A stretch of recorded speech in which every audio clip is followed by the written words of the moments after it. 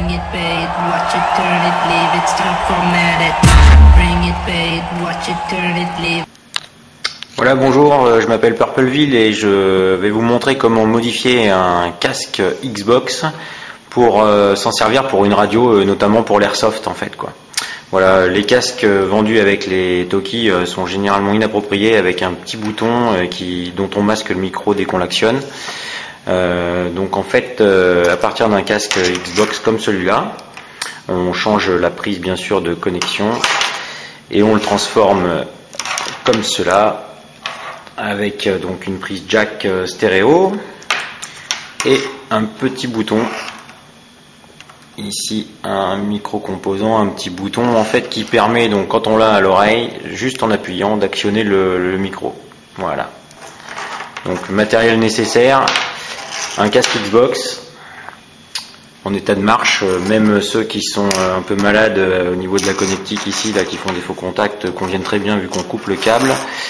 Et en composant une fiche stéréo 2 pouces et demi et un tout petit interrupteur, donc c'est difficile à montrer, voilà, un tout petit interrupteur le plus fin possible qu'on va pouvoir donc insérer dans l'axe du casque, voilà, dans l'axe du micro.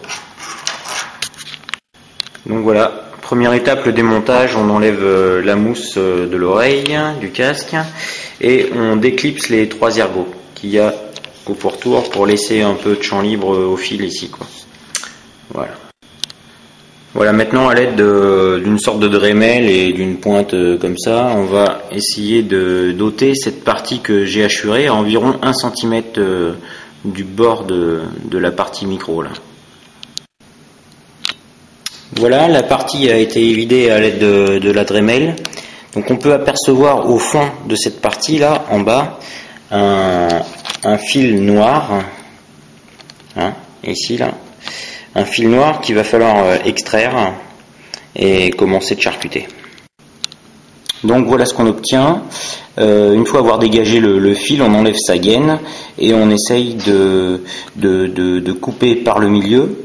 Sur 1 cm en fait, on coupe par le milieu le fil qui n'a pas de gaine à l'intérieur quoi, et on laisse l'autre intact avec sa gaine, comme ça en fait il est isolé.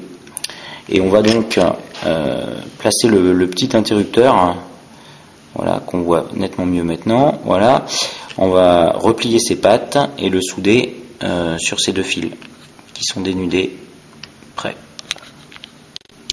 Donc voilà ce qu'on veut obtenir, hein, le petit bouton poussoir est soudé sur le fil couleur cuivre et l'autre traverse sans avoir été coupé. Donc on va insérer tout ça dans le trou qu'on a réalisé et on colle ça soit à l'époxy, soit avec un peu de silicone translucide pour bien immobiliser le tout et surtout essayer d'étanchéifier un peu le tour, quoi. Voilà, on replace tout ça dans le logement. Donc voilà le résultat, on cherche à faire affleurer le bouton en fait et on va l'immobiliser avec de la colle époxy.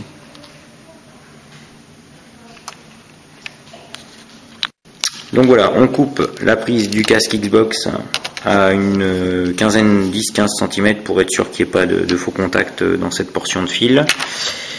Et on récupère donc, on dénude les fils du câble. Il y a donc 4 couleurs, j'essaye, voilà. Donc un bleu, un noir, un cuivre et un blanc.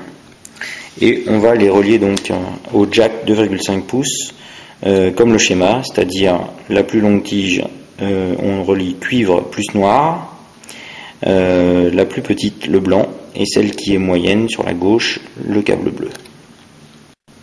Donc voilà, j'isole à la fin les câbles avec et les soudures avec un peu de scotch parce que je suis pas un as de la soudure non plus quoi. Donc il reste plus qu'à remonter la prise jack et à faire un test.